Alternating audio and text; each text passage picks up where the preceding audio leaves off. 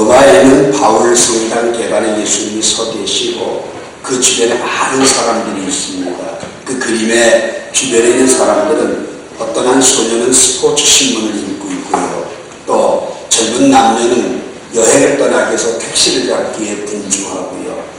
또 길 가던 과학자는 시험관을 들여다보면서 자기 일에 집중하고요.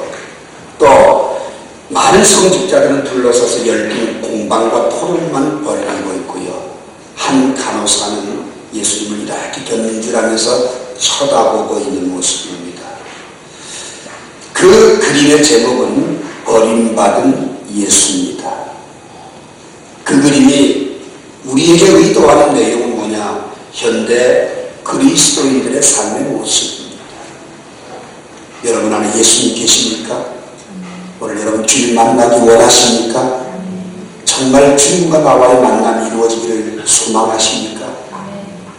그런데 우리의 삶은 한 주간 내 우리의 삶을 되돌아보면 내 하는 일에 분주하고 바빠서 직장의 업무에서 예배조차 바르게 못 드리고 내가 하고 있는 데 목적을 이루고자 해서 그것 때문에 주님을 폄하해버리고 또 내 쾌락을 위해서 주님을 헌신짝거리듯 버리고 무관심한 모습으로 살아가고 있는 현대 그리스도인들의 모습, 아니 좀 더 신랄하게 말하자면 내 모습이 그렇다라고 하는 이야기입니다.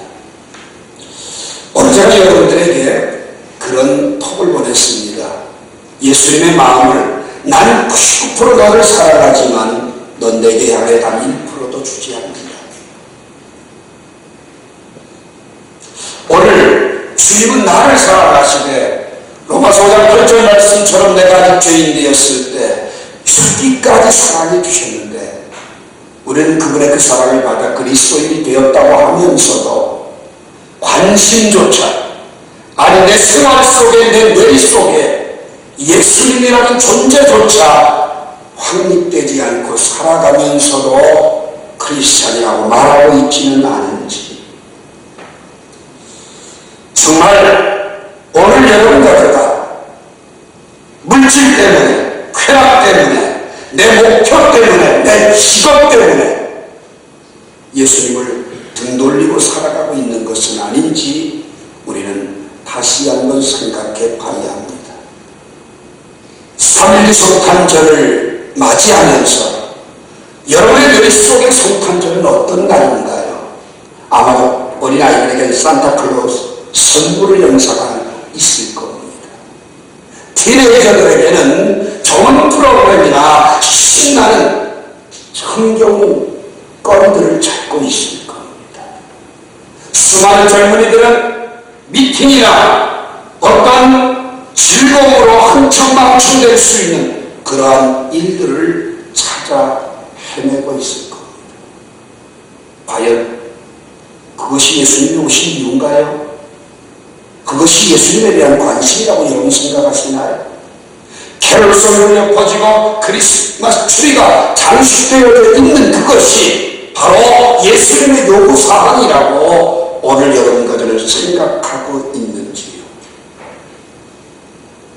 오늘 여러분과 제가 성탄절을 맞이할 준비하는 사람들 과연 어떤 사람인가? 오늘 본문 누가복음 2장 25절부터 35절까지는 시몬이라고 하는 사람을 소개합니다. 그 이후에서는 안나를 소개합니다. 예수님을 만났던 수많은 성탄을 준비한 사람들, 고작 해봐야 그 외에 들판에서 양을 치고 있던 목자들이었고요. 귀한 배를 깔아서 예수님을 찾아왔던 동방의 박사들 뿐이었습니다. 성탄의 예고는 수많은 제사장들이나 서기관들이나 율법학자들에게는 너무나도 잘 알고 있었던 내용이지만 그들은 주님께 단 1%의 관심조차도 없었습니다. 오늘 여러분과 저는 2014년 성탄절을 예배 없이 맞이하면서 1%라도 주님에 대한 관심을 가지고 있는지, 정말 그분을 향한 준비된 사람으로서의 모습을 갖추기를 원하는지 한번 우리 자신의 모습들을 열어보면서 내 자신이 주님을 맞을 준비하고 있는 신실한 크리스찬의 모습들로 세워져 갔으면 하는 소망을 품어봅니다. 오늘 본문에서 시몬은 어떻게 주님 맞을 준비를 했는가? 한번 말씀 속에서 우리도 다시 한번 우리 자신의 모습을 점검하는 복된 은혜가 있기를 원합니다. 첫 번째 25절에 보면 예루살렘에 시몬이라는 사람이 있으니 이 사람은 의롭고 경건하여 이스라엘의 위로를 기다리는 자라. 성령이 그 위에 계시더라. 한번 따라해봐요. 의롭고 경건하여. 예, 의롭고 경건한 것, 이것이 바로 예수님 만날 준비하는 사람의 첫 번째 모습입니다. 의롭다는 말은 율법을 성실하게 지키며 살고 있는 거룩한 모습의 외적 모습입니다. 외적 신앙입니다. 겉으로 드러나기에 참 믿음이 좋다. 겉으로 보기에 참 믿음의 사람이다. 겉으로 보기에 마태복음 25장 7절 말씀처럼 등불을 들고 준비한 사람이다라는 게 바로 의롭다는 표현입니다. 성경에 보면 노아는 의인이라고 창세기 6장 5절에 얘기하죠. 첫째, 또 여러분 고레도도 의인이라고 표현을 합니다. 성경 속에 보면 의인이라는 표현들이 많이 나오는데 그 사람이 죄가 없다는 이야기가 아니라 믿음으로 살고 있는 거룩한 열정과 그 모습을 표현하고 있습니다. 오늘 우리 성신교회 모든 성도들도 예수 그리스도를 믿음으로 말미암아 등불 준비되어져 있는 의인이요라는 이 말씀이 우리들의 삶의 모습이 됐으면 좋겠습니다. 더 중요한 건 경건하여라고 하는 말입니다. 이 경건하다는 말은 신앙의 내면적 모습이에요. 신앙의 내면, 다시 말하면 가슴 깊은 곳에서 하나님만 사랑하고 하나님만 경외하고 하나님을 향하여 열려진 마음, 그것이 바로 경건한 사람의 모습입니다. 마태복음 25장 9절 말씀처럼 이 사람은 기름 준비가 된 성도입니다. 여러분 등불만 준비하고 기름 준비 못하면 뭐예요? 미래는 다섯천이에요. 등불을 들었으면 기름 준비까지 되어져 있는 사람, 마태복음 25장 3절과 4절의 말씀처럼 슬기로운 다섯처녀가 되려면 기름 준비가 돼야지요. 여러분 마태복음 23장에 보면 바리새인들은 겉은 아름답지만 속은 온갖 더러운 것들로 가득 차 있다. 겉은 크리스찬인데 내면은 넌 크리스찬이야. 오늘 여러분과 제가 겉은 크리스찬인데 속은 넌 크리스찬의 삶을 살아가고 있다면 그 사람은 주님 맞을 준비하고 있는 사람은 아니다라고 하는 겁니다. 왜요? 기름 준비 안 하고 등불만 들고 있었던 미련한 다섯째는 문이 닫혀서 아무리 두들겨도 나는 널 알지 못한다라고 외면을 당하고 있기 때문입니다. 시몬이라는 말은 계속하니 하나님이 들으셨다, 이 두 가지 의미를 가지고 있습니다. 신앙의 지속성을 가지고 있었어요. 시몬은 한때는 경건한 게 아니라 쭉 평생을 살아오면서 경건의 삶을 살았다는 말입니다. 여러분과 저의 신앙은 출렁거리고 흔들리지만 시몬은 지속적으로 꾸준하게 경건의 삶을 살아가는 사람이다. 오늘 여러분과 제가 이 세상에 살면서 뭘 가치 두고 있나요? 어디에 가장 소중한 포인트를 두고 살아가나요? 경건에다가 포인트를 두고 살지 못하면 결국 여러분과 저는 세속에 물들 수밖에 없어요. 사냥이라는 성소를 보세요. 그는 그 사명에 뛰어있지 않고 경건하게 살지 않고 쾌락을 추구했더니 결국 어떻게 돼요? 머리털 밀리고 눈은 뽑히고 수많은 사람들의 제주꾼이 되어버리고 맙니다. 그리고 여러분 사울 왕을 보십시오. 그는 처음에 하나님의 마음이 굉장히 많이 들었던 사람. 그런데 사무엘상 15장 23절에 보면 하나님의 말씀을 등져버리게 되니까 사무엘상 15장 23절에서 뭐라고 해요? 왕이 하나님을 버렸으므로 하나님도 왕을 버려 왕되게 하지 않겠다는 말씀으로 결론을 내립니다. 우리가 잘 아는 야고보서 1장 27절에 보게 되면 하나님이 원하는 경건은 무엇인가? 하나님 아버지 앞에서 정결하고 더러움이 없는 경건이 무엇인가? 내 자신을 새 속에 물들지 않게 하는 것. 그게 경건이에요. 오늘 여러분과 제가 내적인 단장이 없이, 날마다 경건의 훈련이 없이, 날마다 나를 초소급종시키는 주님과 깊은 교제가 없이는 결코 신랑 되신 예수님을 만날 수 없다라고 하는 것을 꼭 가슴에 새기시기 바랍니다.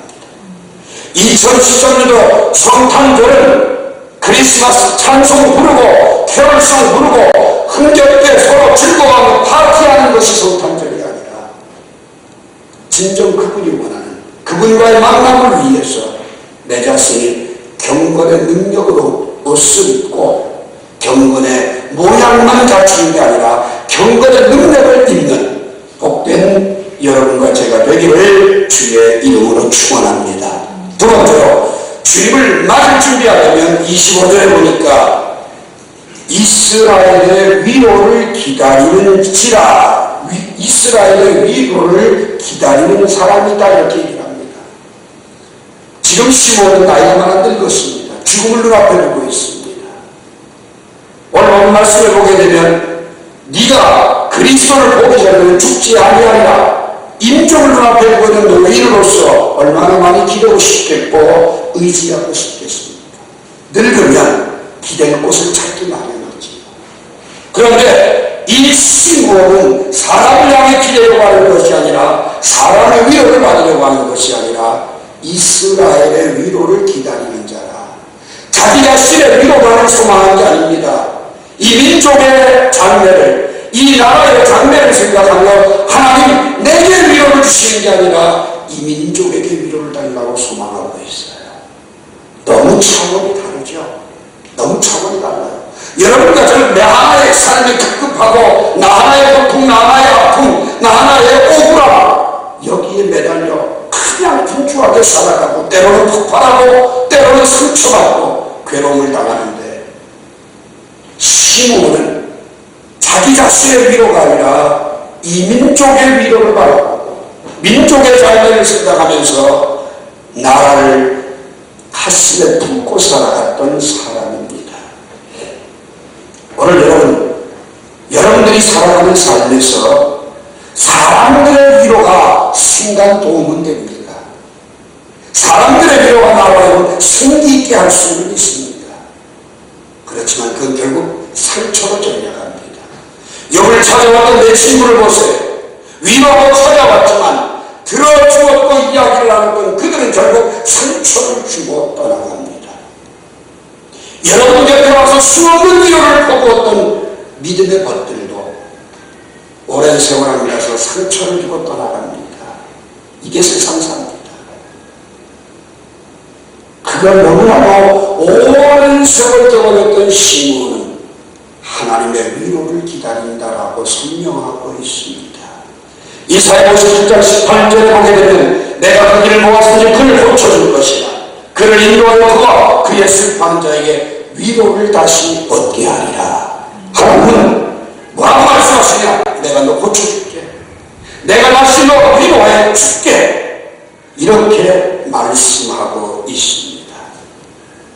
여러분, 우리가 이 세상 살아가면서 정말 위로받을 것 없지만, 정말 내 마음 속을 것 없지만, 정말 나를 알아주는 사람 없지만 주님은 여러분을 다 알고 계시고 여러분의 형편과 처지 속에서 진정한 위로자가 되시기를 원하고 찾아오신다고 하는 사실. 그런데 우리는 그분의 위로를 바라보고 기다리는 게 아니라 딴 데 쳐다보고 앉았어요. 딴 데서 위로 얻으려고 해요. 그런 우리는 상처받을 수밖에 없는 존재가 되고 있다는 겁니다. 오늘 이 시간 예수님은 상처받은 사람들, 슬픔에 젖은 사람들, 괴로운 한가람 못해 신음하고 있는 사람들 친히 하늘의 보좌를 버리시고 죄인의 모습으로 이 땅에 오셔서 여러분과 저와 동일하게 고난을 당하시고 통곡과 눈물과 기도와 간구를 드리면서 히브리서 5장 7절의 말씀처럼 그 아픔을 알고 계시기에 또한 여러분 가정을 위로해 주시고 싸매어 주시고 용기를 주시고 새 힘을 주시는 것을 믿으시기 바랍니다. 오늘 여러분 주님만 바라보고 주님의 위로만 바라보며 한 걸음 한 걸음 나아가면 반드시 주님은 만나주시고 은혜를 베어주신다는 사실을 기억하시기 바랍니다. 마지막 세 번째로 주님을 많이 준비하는 사람은 어떤 사람이냐? 26절과 27절 함께 있습니다. 그가 주의 그리스도를 보기 전에는 죽지 아니하리라는 성령의 지시를 받았더니 성령의 감동으로 성전에 들어가매 마침 부모가 율법의 관례대로 들어가자 하여 그 아기 예수를 데리고 오는지라. 자, 25절부터 27절까지 보게 되면 시므온에 대해서 성령을 놓치지 않고 세 가지 사실을 이야기합니다. 25절 마지막에 보면 성령이 그 위에 계시더라 이렇게 26절에서는 성령의 지시를 받았더니라고 얘기합니다. 그리고 27절에는 성령의 감동으로 이야기합니다. 절절히 성령, 성령, 성령 이렇게 표현하고 있어요. 자, 오늘 여러분과 제가 왜 시므온에게 이러한 성령이 그 위에 계시더라, 성령의 지시를 받았더라, 성령의 감동으로 이런 표현을 하고 있습니다. 저는 이렇게 표현을 드리고 싶어요. 여기에 물건이 있습니다. 지금 물이 이만큼 차 있습니다. 이만큼 차 있는 상태에서는 더 넣어봐야 요만큼밖에 넣을 수가 없습니다. 오늘 여러분과 제가 무엇인가 소중한 걸 담으려고 한다면 가장 중요한 건 뭐예요? 깨끗한 그릇이고 잘 보관할 수 있는 그릇이 필요합니다. 오늘 시몬이라고 하는 사람에게 성령이 그에게 임재하고 그에게 가득 찰 수 있었던 것은 뭐예요? 시몬의 마음이 그만큼 비워져 있었다는 거예요. 깨끗하다는 겁니다. 왜요? 성령은 죄와 타협하지 않으시거든요. 오늘 여러분과 제가 정말 성령의 기름 부음을 몹시도 사모하지만 성령의 충만을 받기를 몹시도 원하지만 우리가 왜 사모하고 간구하는데도 불구하고 성령의 충만함을 누리지 못하느냐? 그릇이 차있는 게 많아요. 육체의 소욕도 있고 육신의 생각 하나님과 원수된 것들도 있고 죄악의 찌꺼기 들고 더러운 것들이 있지요.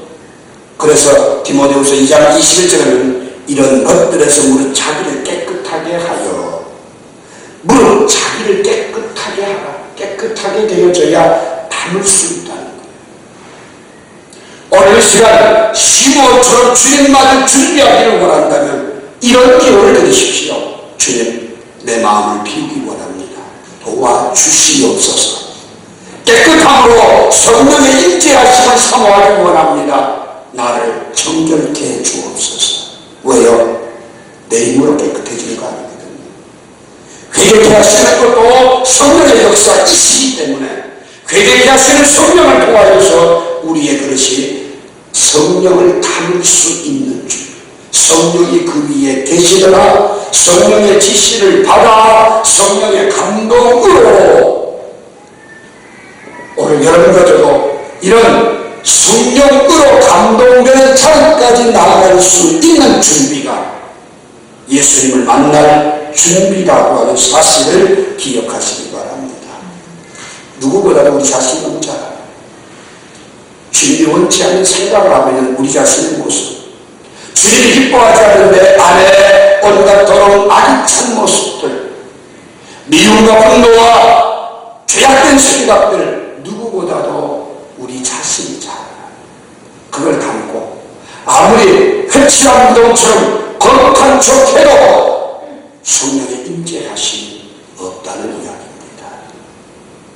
목사가 중요한 게 아니고 직분을 받는 게 중요한 게 아니라 내 자신이 깨끗하여 성령의 임재를 담을 수 있는 사람이 되는 것, 그것이 가장 중요하지요. 그렇게 성령이 임재하니까 시몬은 성전에 들어갔어요.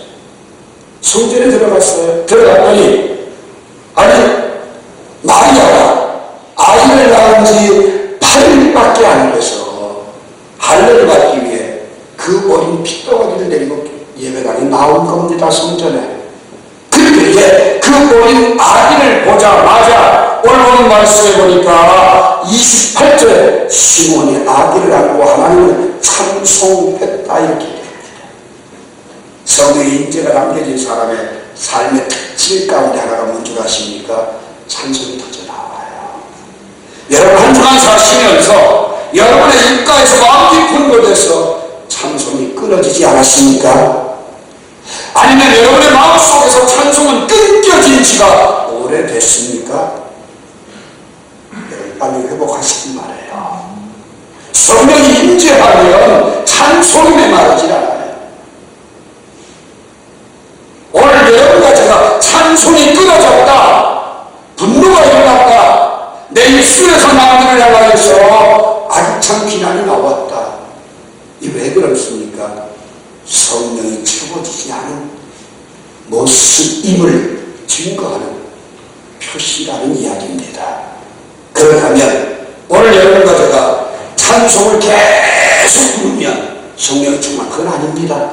성령 충만한 찬송이 저절로 나오죠. 히브리서 13장 15절 말씀처럼 여러분 그분을 증거하는 입술의 열매가 바로 찬미의 찬송의 제사 계속 나오죠. 그리고 오늘 그 찬송만 터진 것이 아니라 34절 보니까 시므온이 그들에게 축복하였다 이렇게 얘기합니다. 축복하는 사람이 됐어요. 축복하는 사람. 오늘 우리는 사람들과의 대화 속에서 다른 사람의 이야기를 얼마나 많이 합니까? 좋고 아름답고 축복하는 마음으로 이야기하는 성향이 강합니까? 아니면 폄하하고 비난하는 성향이 강합니까? 여러분과 제가 마음이 곧고 바르면 남들도 다 곧고 바르게 보여요. 그런데 내가 삐뚤어지면 다 삐뚤어지게 보여요. 왜? 내가 굴곡되어 있기 때문에. 성령의 충만함을 얻게 되면 어떤 특징이 있느냐? 모든 사람을 축복하고 모든 사람을 포용하고 모든 사람을 세워가는 사람으로 바뀌어져요. 참 고약하게 예수 믿은 지 오래됐는데 앉았다는 남 얘기하면서 그냥 아기찬 비판을 가하는 사람들 있죠. 근데 여러분 절대로 성령 충만하게 아무리 10시간 20시간 기도하고 금식을 주의하려 해도 그건 다른 신앙생활이에요. 성령 충만하면 성령을 어떻게 해요? 축복하는 사람. 그게 바로 성령의 충만. 여러분 성령의 별명 가운데 요한복음 14절부터 16장까지 보면 보혜사 성령을 너희에게 주시니 보혜사라는 말이 나와요. 사실 이 보혜사라고 하는 번역이 옳으냐 그르냐 참 논란이 많습니다. 이 보혜사라고 하는 말을 성경마다 번역한 여러 가지 번역을 다 살펴봐도요, 그 번역의 근본 의미를 제대로 나타내 주는 것은 별로 없어요. 그 유명한 이야기가 있습니다. 아프리카에 그 에스테바 마이어즈라고 하는 선교사가 그 원주민들에게 보혜사를 가르치게 되는데 보혜사가 설명할 길이 없는 거예요. 그래서 도저히 이렇게 아무리 설명해도 안 되니까 그 본토인들 아프리카 사람들이 이렇게 얘기한다고 합니다. 우리는 늘 우리의 일에 돕는 사람을 국부리는 이라고 얘기를 한다고 합니다. 국부리는 이가 뭐냐고 하는 말이, 이제 아프리카에서 보통 짐꾼들이 이제 짐을 메고 2~3겹을 걸어서 배달을 하는데, 이 짐을 지고 가다가 지치면 어떻게 돼요? 약간 쓰러지게 되죠. 쓰러지고 눕게 되면 학질이나 이슬 같은 병으로 다 죽어가게 된다는 거예요. 그런데 이 죽어가는 사람을 보고 살리겠다라고 생각을 한 사람들은 그 병든 사람을 짐을 들고 끌고 그리고 다음 동네까지 꼭 데려다 준다는 거예요. 그런데 여러분, 병든 사람을 불러내려면 어떻게 해야 돼요? 내가 구풀이 해야 돼요. 그리고 내 위에 얹어야지 돼요. 그래서 구풀이는 이 조력자, 보혜사라는 용어가 나왔다는 거예요. 그래서 유일하게 아프리카에서는 보혜사를 부풀리는 이로 번역이 됐다라고 하는 유명한 일화가 있습니다. 예수님은 어떤 분이냐? 여러분과 저를 살리기 위해서 신이 부풀으신 분이에요. 그러니 성령의 감동을 받고 있는 것은 내가 산다는 얘기입니다. 오늘 이 땅에서 내가 살아갈 수 있는 유일한 방법 뭐냐? 성령의 감동을 받는 겁니다. 오늘 말씀을 결론 내리고자 합니다. 성탄을 준비한 사람 여러 사람이 아닙니다. 몇몇 사람입니다. 오늘 여러분 수많은 사람들이 빛나는 성탄절을 맞이하고 있는데 여러분과 저는 시므온과 같이 성탄을 준비하는 사람들이 되길 원합니다. 첫 번째, 경건해야 합니다. 두 번째, 주님의 위로만 바라봐야 합니다. 마지막 세 번째, 성령의 감동을 받아야 합니다. 이와 같이 준비하셔서 이 땅에 사는 동안 주님 맞을 준비하는 아름다운 모습들이가 되기를 주의 이름으로 축원합니다. 기도하겠습니다. 살아계신 하나님 은혜를 감사합니다.